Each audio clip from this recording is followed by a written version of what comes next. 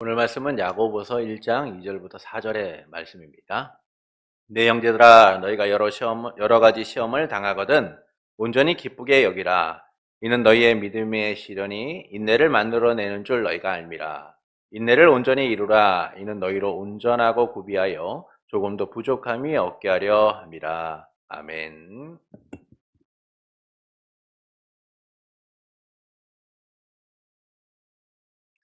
거친 세상에서 하나님만을 신뢰하며 믿음의 길을 가는 성도 여러분을 예수님의 이름으로 축복합니다. 주의 형제 야고보는 하나님과 주 예수 그리스도의 종 야고보가 흩어져 있는 12지파에게 문안을 한다라고 하죠. 이는 성도의 정체성, 성도란 누구인가를 알려주고 있습니다. 그래서 말씀은 이 보내는 이의 정체성과 또한 받는 이의 정체성에 대하여 말하죠. 먼저 보내는 이의 정체성입니다.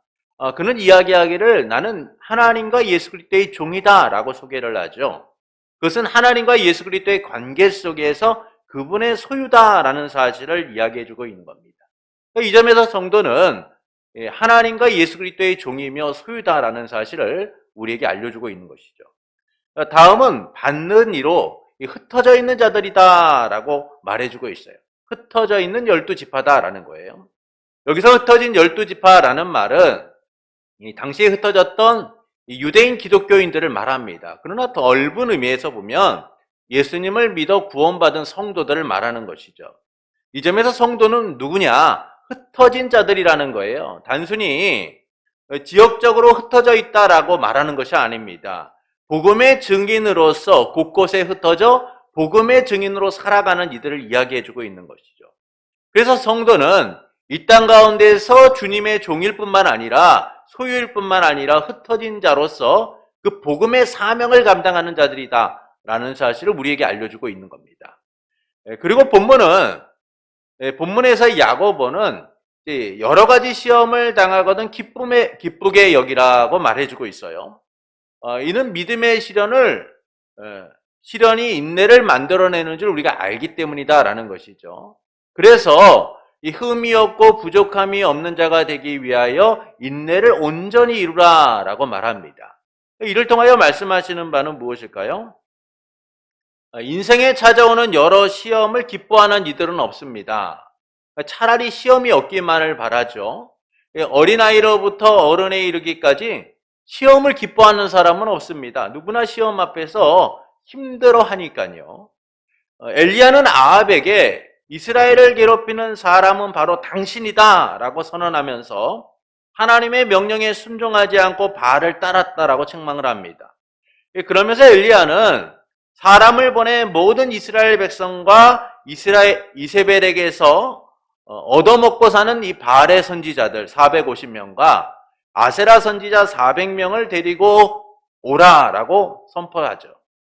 이 말의 아합은 모든 이들을 불러서 갈멜산으로 모이게 합니다. 이스라엘 백성과 바알의 선지자, 아세라 선지자들이 이 갈멜산에 모이도록 명령을 하죠.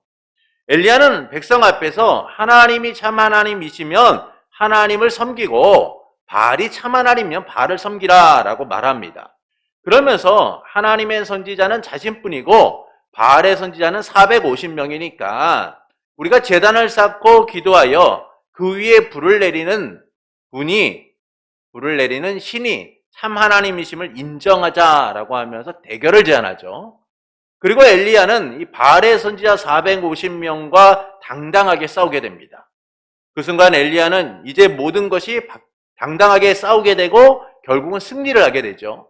이 승리를 통하여 엘리야는 기대를 했어요. 이제 모든 것이 바뀔 것이라고 생각을 한 겁니다. 하나님의 백성들로서 그들이 거듭나고 세상은 달라질 거라고 믿었죠. 그런데 이 싸움에서 승리하고 난 다음에 엘리야에게 들리는 소식은 비극적인 소식이었어요. 아합의 아내였던 왕비 이세벨이 엘리야를 죽이려고 한다는 소식을 듣게 된 겁니다. 그 소식을 듣는 순간 엘리야는 충격에 빠져요. 하나님을 위하여 싸웠고 하나님의 역사하심을 경험하며 세상이 바뀔 거라고 믿었는데 세상은 바뀌지 않고 오히려 자기에게 역경이 찾아온 거죠. 시험이 찾아온 겁니다. 이세벨이 자신을 죽이려고 한다는 이야기를 듣게 된 거죠. 이 때문에 엘리야는 시험에 빠집니다. 그래서 자기의 생명을 지키기 위하여 광야에서 들어가 하룻길쯤 더 가 로뎀 나무 아래서 기도하게 되죠. 하나님, 차라리 나를 죽여주십시오. 하나님, 이제 다 된 거 아닙니까? 내가 어떻게 해야 됩니까? 내가 무엇을 할 수 있나요? 차라리 내 생명을 거두어 주십시오라고 그는 기도하게 됩니다. 엘리야는 하나님의 놀라운 역사를 경험하였지만 이세벨이 자기의 생명을 노린다는 이 사실 때문에 시험에 빠지게 되었고 결국은 몸도 마음도 힘들어하게 되죠. 이처럼 인생에는 다양한 시험이 찾아오게 됩니다. 누구든지 예외 없이 이 시험 앞에서는 낙심하게 되고 실망하게 되고 때로는 힘들어하게 되어 있어요. 온전히 기뻐할 수 없는 겁니다. 여러분, 우리가 시험이라는 것을 만날 때마다 기뻐할 수 있는 이가 누가 있겠습니까? 차라리 시험이 없음을 바라죠. 시험이 찾아오기를 기뻐하는 인생은 아무도 없어요. 특히 그 시험이 생명이나 삶 자체를 위협하는 것이라고 한다면 기뻐할 수 없는 것은 너무나 당연하죠. 그런데 본문은 형제들아, 너희가 여러 가지 시험을 만나거든 당하거든 온전히 기뻐하라 라고 말해요. 시험 자체가 기뻐할 수 없는 일인데 온전히 기뻐하라 라고 말하고 있는 겁니다. 사실 이 얼마나 잔인한 말입니까? 기뻐할 만한 이유가 있어야지 기뻐할 수 있는 것이잖아요. 그런데 기뻐할 이유가 없는 거예요. 기뻐할 수 없는 상황인 겁니다. 지금 삶의 위기 가운데 놓여 있고 어려운 가운데 놓여 있는 것이죠. 그런데 온전히 기뻐하라 라고 말하고 있으니 이 얼마나 더 낙심되고 실망스러운 말입니까? 아픔을 겪고 있는 이들에게 힘내십시오. 잘 될 겁니다. 괜찮을 거야 라고 말하는 것. 오히려 그것들이 그에게는 더 큰 상처가 될 수 있다는 사실을 우리는 살면서 많이 경험했어요. 온전히 기뻐하라 라는 말이 어찌 보면 상처가 되고 아픔이 될 수 있는 말입니다. 그런데 이 잔인한 말을 오늘 말씀을 우리에게 하고 있다는 거예요. 여러 가지 시험을 만나거든 온전히 기뻐하라. 믿음의 시련이 인내를 만들어내는 줄 너희는 알기 때문이잖아. 그러니 흠이 없고 부족한 자가 되기 위하여 인내를 온전히 이루라 라고 말해주고 있어요. 그러나 기뻐할 수 없는 상황에서 어쩔 수 없이 인내해야 할 수도 있죠. 여러분, 기뻐할 수 없는 상황에서 우리가 인내해야 되는 경우가 있어요. 직장생활도 마찬가지고 살아가는 삶에 있어서 기뻐할 수 없지만 인내하고 살아가잖아요. 그게 우리의 삶인 거예요. 내 의도와 상관없이 상황에 따라 인내해야 될 때가 있어요. 때로는 그 삶이 힘들고 버거움에도 불구하고 오늘도 인내하며 살아가야 될 때가 있어요. 그렇다고 해서 우리가 온전해지나요? 인내한다고 해서 우리의 삶이 더욱더 성숙해지고 달라지고 바뀌어지나요? 그렇지 않아요. 그 인내가 오히려 우리의 삶에 상처가 되고 아픔이 되어 남을 때도 있어요. 이처럼 삶에서 겪는 여러 시험을 기뻐하는 일은요, 쉬운 일이 아닙니다. 또한 믿음의 시련이 인내를 만들어내는 줄은 알지만 그것을 온전히 이루어내는 일은 사실 우리에게는 너무나 버겁고 힘든 일인 거죠. 참고 견디며 살아온 상처와 아픔이 고스란히 삶의 흔적에 남아 있잖아요. 그래서 우리 어머니들이 맨날 하는 얘기가 그거 아니에요? 야, 내가 살아온 삶을 보면 책 한 권을 써도 부족해. 인내하며 살아온 삶에 대한 고백인 거죠. 내가 살아온 삶이 인내의 삶이야. 그런데 그 삶이 얼마나 힘들었는 줄 알아? 여러분, 그 고백 속에는 상처와 아픔이 담겨 있는 거예요. 내가 얼마나 상처 있고 아파했는 줄 알아? 그럼에도 불구하고 내가 견디며 살아왔어. 그런데 왜 하나님께서는요, 시험을 만나고는 기뻐하라고 하실까요? 믿음의 시련이 인내를 이뤄 우리를 온전케 한다라고 하실까요? 이를 통하여 말씀하시는 바는 무엇일까요? 시험을 통해 하나님은 성도를 세워가시는 거예요. 은혜의 터널이기 때문인 겁니다. 여러분, 성도가 겪는 여러 가지 시험은 우리를 온전케 하는 과정인 거죠. 그래서 여러 가지 시험을 만나거든 온전히 기쁘게 여기라고 말씀해주고 있어요. 일반적으로 우리는 시험을 디딤돌이 아니라 장애물로 여깁니다. 인생에 끊임없는 시험이 존재하고 그 종류 또한 다양하죠. 근데 그 시험을 만나는 우리의 자세를 보면은 그것을 디딤돌로 여기는 것이 아니라 항상 장애물로 여기며 살아왔어요. 학교에서 보는 시험, 입사 시험, 승진 시험, 뭐 삶에 닥쳐온 여러 가지 시험 등을 보면 우리는 그것이 때로는 버겁게만 느껴질 때가 많습니다. 사람들은 인생의 다양하고 그 깊이와 차이가 다른 여러 시험을 만나면서 살아가게 되어 있으니까요. 이 시험들은 같은 목적을 갖고 있지 않아요. 어떤 시험은 성장을 목적으로 하고 있지만 어떤 시험은 떨어뜨리기 위하여, 넘어뜨리기 위한 목적을 갖기도 합니다. 이처럼 모든 시험이 같은 목적을 갖고 있지는 않아요. 이 점에서 하나님이 우리에게 주시는 시험과 이 세상, 사탄이 주는 시험이 다른 거예요. 하나님이 주시는 시험은 언제나 성장을 목적으로 합니다. 그러나 세상과 사탄이 주는 시험은 우리를 넘어뜨리기 위한 목적을 갖고 있는 것이죠. 40일을 금식하신 예수님은 성령에 이끌려서 이 마귀에게 시험을 받기 위하여 광야로 가시게 됩니다. 마귀는 금식하여 몹시 배고프셨던 예수님에게 찾아와서 만일 당신이 하나님의 아들이라면 명령하여 이 돌들이 떡덩이가 되게 하라라고 말했죠. 이에 예수님은 기록되었으되 사람이 떡으로만 살 것이 아니요 하나님의 입에서 나오는 모든 말씀으로 살 것이다 라고 말씀하시죠. 그러자 마귀는 포기하지 않고 예수님을 거룩한 성으로 데려가 성전 꼭대기 위에 세우고 만일 당신이 하나님의 아들이라면 뛰어내리라고 말합니다. 기록되었을 때 하나님께서 너를 위하여 자기 천사들에게 명령하셔서 너를 받들어 내 발이 돌이 부딪히지 않도록 하실 거야. 그러니 뛰어내리라 라고 얘기하죠. 이에 예수님은 또 말씀하십니다. 주 너의 하나님을 시험하지 말라라고 해요. 그럼에도 불구하고 마귀는 포기하지 않고 다시 예수님을 시험합니다. 예수님을 매우 높은 산에 데리고 가서 세상의 모든 것들을 보여주면서 내가 만일 나에게 엎드려 절하면 이 모든 것을 내게 줄 것이다 라고 하죠. 예수님은 사탄아 물러가라 기록되었을 때 주 너의 하나님만 경배하고 그분을 섬겨라 라고 하시네요. 이에 마귀는 떠나고 천사들이 예수님께 시중을 들게 되죠.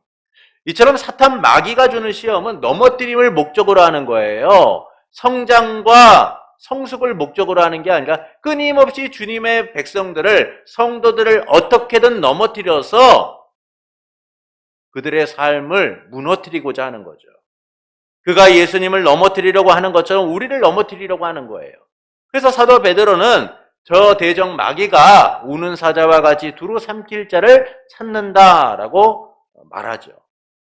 반면 하나님이 주시는 시험은 성장을 목적으로 하는 겁니다.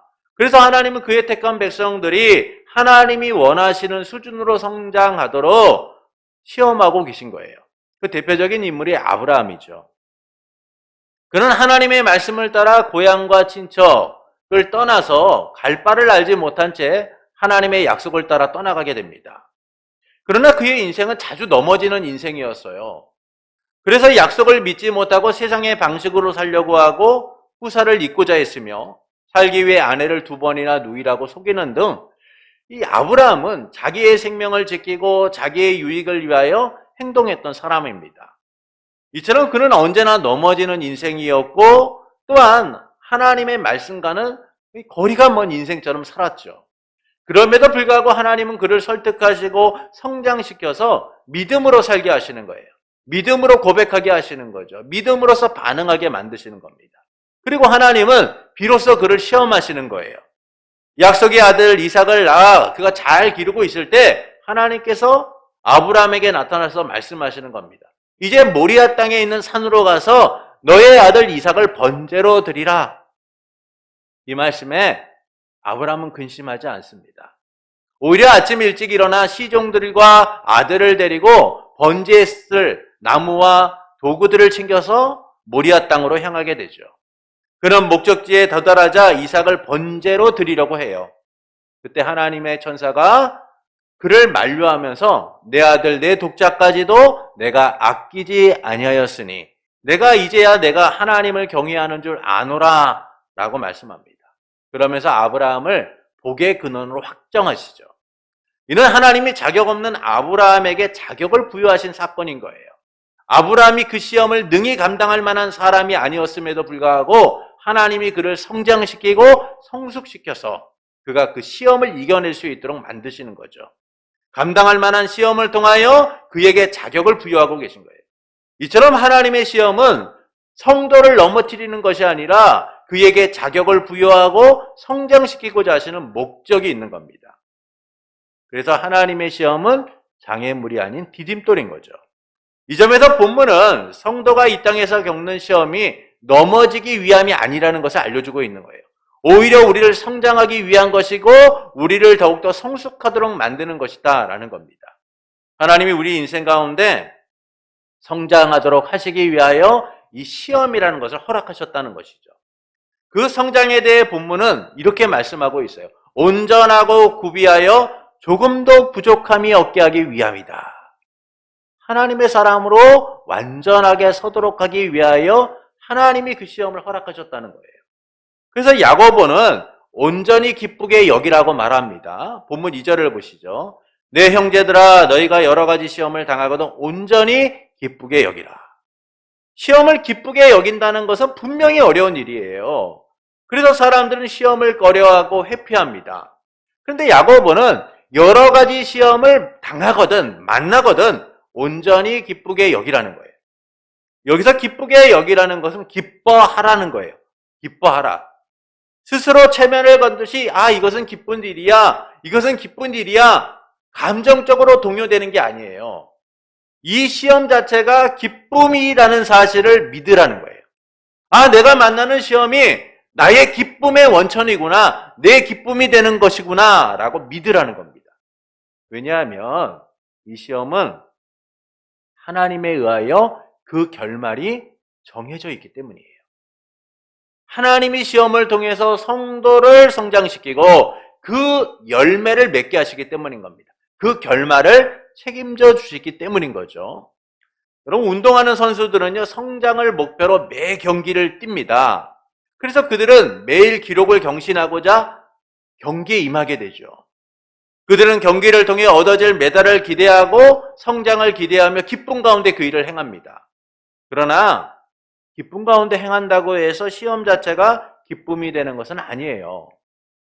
기대했던 것과 달리 성과가 나타나지 않고 기대했던 것과 달리 결과가 나오지 않으면 오히려 그 시간은 슬픔과 아픔의 시간이 되는 겁니다.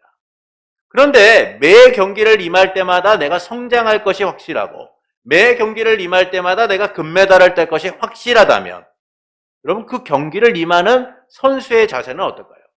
기쁨으로 가득한 거예요. 그 결과를 얻을 것에 대한 그 기쁨 가운데 임하게 되는 겁니다. 형제들아 너희가 여러 가지 시험을 만나거든 온전히 기뻐하라 라는 말씀은 우리의 결말이 하나님에 의하여 정해져 있기 때문이라는 거예요. 하나님이 선한 결말로 우리의 삶을 확정하셨기 때문에 시험을 만나고도 온전히 기뻐하라는 겁니다. 그래서 역설적으로 시험 자체를 기쁨으로 여기라는 거예요. 기쁨으로 여기라는 것이죠. 그 결말을 하나님이 책임져 주시기 때문인 거예요. 이에 대하여 베드로전서 1장 6절부터 7절은 다음과 같이 말씀합니다. 베드로전서 1장 6절부터 7절에 보시면 그러므로 너희가 이제 여러 가지 시험으로 말미암아 잠깐 근심하게 되지 않을 수 없으나 오히려 크게 기뻐하는도다. 너희 믿음의 확실함은 불로 연단하여도 없어질 금보다 더 귀하여 예수 그리스도께서 나타나실 때에 칭찬과 영광과 존귀를 얻게 할 것이니라. 이처럼 성도가 당하는 시험은 근본적 기쁨을 누리게 하는 거예요. 그것은 우리의 결말이 하나님으로부터 확정되어 있기 때문인 겁니다. 예수 그리스도께서 나타나실 때의 칭찬과 영광과 존귀를 얻는 삶. 그것이 바로 오늘날 시험을 만나고 살아가고 있는 성도의 삶이라는 것이죠. 그래서 성도는 여러 가지 시험을 만나도 슬퍼하거나 낙심할 수 없는 거예요. 오히려 기뻐할 수 있는 겁니다. 우리의 시험의 결말이 무엇인 줄 알고 있기 때문이죠. 그것을 하나님이 확정하셨기 때문인 거예요. 하나님이 우리의 기쁨이 되도록 그 결말을 책임지시기 때문인 거죠. 그리고 야고보는 기뻐하라는 이유에 대해 인내를 만들어내는 줄 우리가 알미라고 말합니다. 우리가 알기 때문이라는 거죠. 본문 3절을 보시죠. 이는 너희 믿음의 시련이 인내를 만들어내는 줄 너희가 알미라. 믿음의 시련이 인내를 만들어낸다는 거예요. 믿음의 시련은 믿음을 성장시키고 성숙하게 하고 인내하게 한다는 겁니다. 인내하도록 한다는 것이죠. 이 인내는 단순히 참고 견디는 게 아니에요. 힘들고 어려운데 아우 나 견뎌야지, 이겨내야지, 그런 것이 아닙니다. 여기서 인내한다라는 것은 확고부동한 자세인 거예요. 어떤 것에도 흔들림 없는 자세인 겁니다. 변하지 않는 상태로서 믿음으로 서 있는 거예요. 결국 성도는요, 삶에서 만나는 여러 시험을 통해 성장하여 흔들림 없는 믿음에 이르게 된다는 거예요. 모든 상황을 인내할 수 있게 된다는 겁니다. 이를 성도가 알기 때문에 야고보는 기뻐하라는 거예요. 그러나 앞서 말씀드렸다시피 인내나 기쁨은 우리에게서 오는 게 아닙니다. 하나님이 우리에게 근본적으로 주시기 때문이죠. 우리가 기뻐할 수 있는 이유, 우리가 인내할 수 있는 가장 근본적인 것은 우리에게서 오는 것이 아니라 하나님이 주시기 때문인 거예요.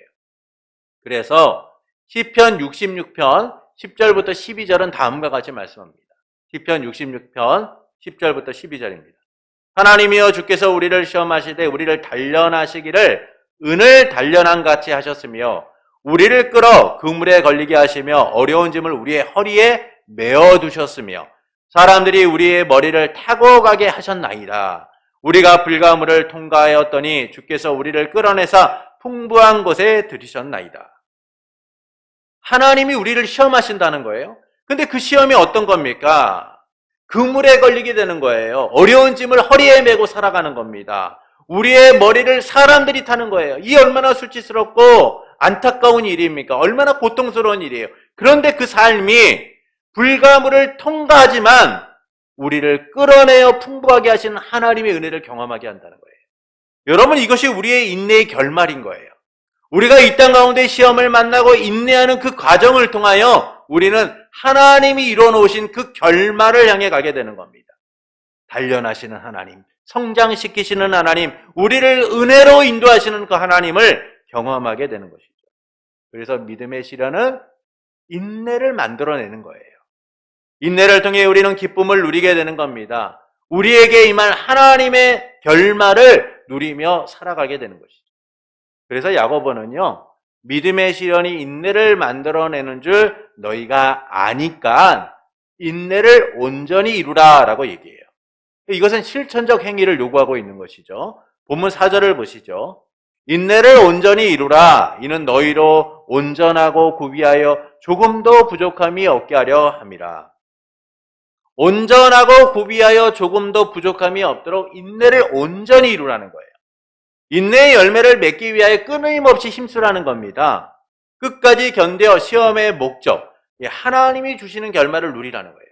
왜 이렇게 인내를 온전히 이루어야 되느냐? 왜 우리가 완전하고 부족함이 없기 위하여 힘써야 되는가?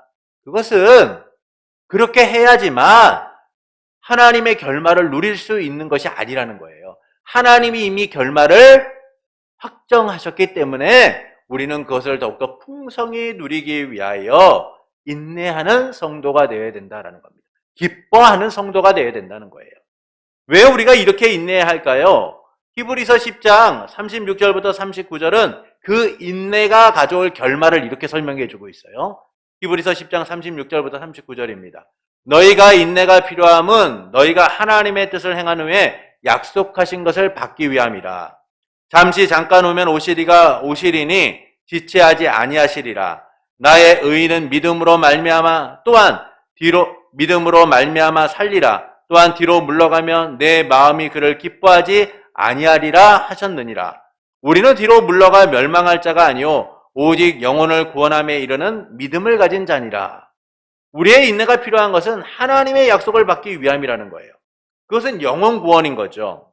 그래서 우리는 인내에 대한 실천적 행위가 필요한 거예요. 온전히 이뤄 흠없고 부족함 없는 자가 되어야 된다는 겁니다.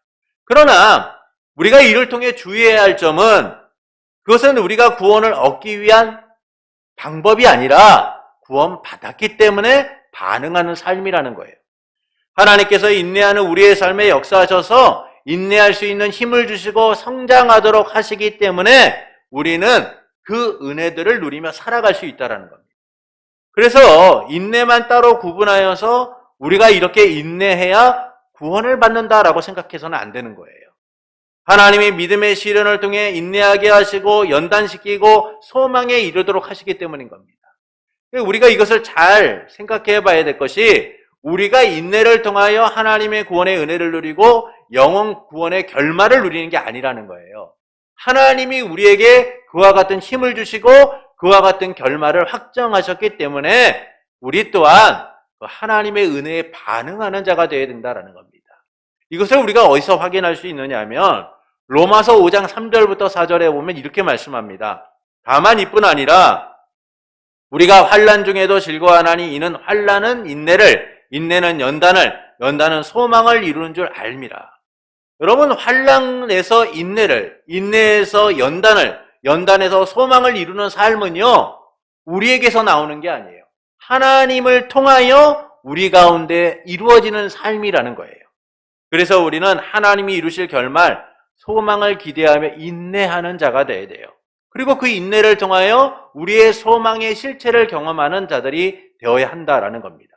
끊임없이 지속적으로 온전하기 위하여 인내하는 성도가 되어야 된다는 것이죠. 그것은 예정된 결말을 잃거나 얻기 위함이 아니에요. 주님이 주신 그 결말을 우리가 온전히 누리기 위하여, 풍성히 누리기 위하여 반응하는 자가 되어야 된다라는 겁니다. 이를 위해 우리 주 예수 그리스도께서 하나님의 뜻에 따라 이 땅에 오셔서 우리보다 먼저 고난을 당하시고 우리의 산소망이 되셨어요. 그분을 통해 우리는 하나님의 예정된 결말을 누리고 영원구원의 삶을 누리며 살고 있는 겁니다. 이는 예수의 공로를 근거로 하기 때문에 확정된 것이죠. 주님이 보정하시는 삶이에요. 그래서 우리의 삶이 누군가에게 빼앗기거나 잃어버리는 것이 아닙니다. 예정된 결말을 누리는 자들이기 때문에 우리는 인내할 수 있고 기뻐할 수 있고 그것을 얻고자 달려갈 수 있는 것이죠. 그래서 우리는 구원에 대한 불확신과 의심 속에서 구원을 얻고자 힘쓰는 자들이 아니라는 사실을 기억해야 되는 거예요. 구원의 확신 가운데 예정된 결말을 허락하신 그 하나님의 은혜에 반응하는 삶을 살아가야 한다라는 겁니다. 하나님은 예정된 결말로 우리를 인도하시고 그것을 이루시는 분이시니까요. 이를 통해 하나님께서는 우리가 어떻게 살기를 원하실까요? 기뻐하기를 원하시는 거죠. 기뻐하기를 원하시는 겁니다. 이 기쁨의 근원은 우리가 아니기 때문이에요. 하나님이 이루시기 때문인 겁니다. 하나님 자체가 기쁨이기 때문인 거예요. 그래서 우리는 여러 가지 시험을 만나거든 온전히 기뻐하라는 이 말씀대로 기뻐하는 삶이 되어야 됩니다. 하나님이 예정하신 결말을 항상 기대하며 기뻐할 수 있어야 되는 거예요. 그 기쁨을 누가 주느냐? 하나님이 주시기 때문이에요. 하나님이 우리의 기쁨이 되셔서 우리의 예정된 결말을 확증하시고 확정하셔서 그것을 우리에게 누리도록 하시기 때문인 겁니다. 이 기쁨 안에서 우리는 시험에 굴복당하지 않고 정복당하지 않고 이겨내고 승리할 수 있는 거예요. 맞서 싸울 힘과 용기를 얻게 되는 겁니다. 그래서 하나님은 우리가 기뻐하기를 원하시는 거예요. 언제나 항상 기뻐하며 인생에 주어진 시험을 이겨내기를 원하시는 겁니다. 그러나 우리는 기뻐하지 못하죠. 잘 기뻐하지 못해요. 인생의 여러 시험을 만날 때마다 분노하거나 낙심하거나 두려움에 빠질 때가 많습니다. 그것은 하나님의 예정된 결말에 대하여 하나님이 우리에게 허락하신 이 결말에 대하여 확신하지 못하기 때문이에요. 믿음으로 서 있지 못하기 때문인 겁니다. 이 결말이 우리의 상황이나 행위에 의해 결정되는 것이 아님에도 불구하고 우리는 마치 그것이 우리의 행위나 때로는 우리의 어떤 선택에 의하여 결정되는 것처럼 착각해요. 그래서 두려움에 빠지는 겁니다. 하나님이 주신 이 한 길이 삶의 여러 길이 있는 것처럼 착각하고 살아가기 때문인 거죠. 세상처럼 불확실한 현실에 스스로 매몰된 채 살아가고 있기 때문인 거예요. 그러나 우리의 길은 오직 한 길입니다. 하나님이 예정하신 결말을 향해 가고 있는 거예요. 우리의 상황이 어떻든, 우리에게 닥친 시험이 어떻든, 우리의 문제가 어떻든, 그건 중요한 게 아닌 거예요. 하나님이 예정하신 결말을 따라 우리는 가고 있는 거예요. 여러분, 버스를 타고 가고 있어요. 그런데 우리는 그 버스를 통해 목적지를 향하고 있습니다. 그 목적지 가운데서 우리가 잠들을 수 있어요.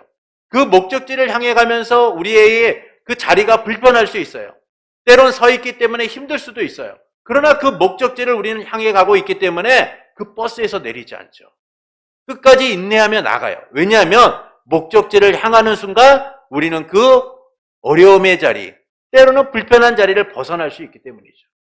여러분, 하나님이 우리의 삶을 이끌어 가시는 그 예정된 결말을 통하여 우리는 하나님이 주신 복을 누리게 되는 거예요. 그래서 우리는 기뻐할 수 있는 겁니다. 하나님의 주권적 역사 가운데 우리의 삶을 맡기고 살아갈 수 있는 것이죠. 그래서 성도는 이 믿음의 시련을 통하여 인내할 수 있는 거예요. 우리의 삶의 시험이 굴복당하거나 정복되지 않고 하나님의 예정하신 결말을 바라보며 승리할 수 있는 겁니다. 승리의 결말을 향해 흔들림 없이 오늘도 믿음으로 살아갈 수 있게 되는 거죠. 그러므로 내 형편과 저지 삶에 찾아온 시험으로 인해 낙심하는 것이 아니라 내 삶을 기쁨으로 채우시는 그 하나님을 바라보며 내 인생의 결말을 확정하신 그 하나님을 바라보며 우리는 여러 가지 시험을 만나도 기뻐할 수 있어야만 합니다. 이미 결말을 알고 있으니까요. 여러분, 드라마의 결말을 알거나 때로는 스포츠 경기의 결말을 알면 우리는 잠시 감정이 이입되고 초조할 수는 있어요. 그러나 그 기쁨을 잃거나 절망하지는 않습니다. 오히려 예정된 결말을 향해 가는 그 삶에 대해 기도하는 것이죠. 이미 우리는 알고 있으니까 안심하며 보게 되는 거예요. 기쁨 속에서 보게 되는 겁니다. 이처럼 성도는 확정된 결말로 나아가는 이들이에요. 그래서 우리는 기뻐할 수 있는 겁니다. 하나님이 이루실 결말, 그 결말을 알기 때문에 시험이 닥쳐도 온전히 기뻐할 수 있는 거예요. 그러므로 시험으로 인해 기쁨을 잃고 낙심하기보다는 하나님에 의해 이루어질 그 결말을 기대하며 기쁨으로 나가는 성도가 되는 것은 어떨까요? 항상 기뻐함으로 인내를 온전히 이루는 성도가 되는 것은 어떨까요? 사랑하는 성도 여러분, 시험을 만나면 기뻐하는 일이 어려움에도 불구하고 본문은 여러 가지 시험을 당하거든 온전히 기뻐하라 라고 말씀합니다. 믿음의 시련이 우리의 인내를 이루는 줄 알기 때문에 부족하고 온전하도록 인내를 이루라 라고 말씀하시죠. 이는 시험이 성도를 세우는 은혜의 터널이기 때문인 거예요. 하나님이 우리를 은혜의 터널로 이끌어서 성장하도록 하기 때문인 겁니다. 그래서 성도에게 시험은 장애물이 아니라 디딤돌인 거죠. 왜냐하면 하나님이 그 시험을 통하여 우리를 예정된 결말로 또한 성숙된 삶으로 인도하시기 때문인 거예요. 그래서 하나님께서는 시험을 만나거든 온전히 기뻐하라 라고 하십니다. 이는 시험 자체가 기쁨이 되기 때문인 거예요. 왜냐하면 이 시험은 하나님이 정하신 결말을 향해 가는 과정이기 때문인 거예요. 그래서 시험의 결말이 기쁨임을 우리에게 알라라고 말씀하고 있는 겁니다. 그리고 말씀은 기뻐하는 이유에 대해 인내를 만들어내는 줄 우리가 알기 때문이다라고 해요. 이 인내는 흔들림 없는 믿음을 가지는 거예요. 그래서 시험을 마주해도 흔들림 없이 기뻐하며 이겨낼 수 있는 삶을 제공하기 때문인 겁니다. 인내하게 하는 기쁨이 존재하기 때문인 거죠. 그래서 야고보는 믿음의 시련이 인내를 만들어내는 줄 아니까 인내를 온전히 이루라 라고 말해요. 부족함이 없이 온전한 하나님의 사람으로서 인내를 이루라 라고 말씀합니다. 이것은 실천적 행위로서 끝까지 견뎌 하나님이 주시는 결말을 누리라는 거예요.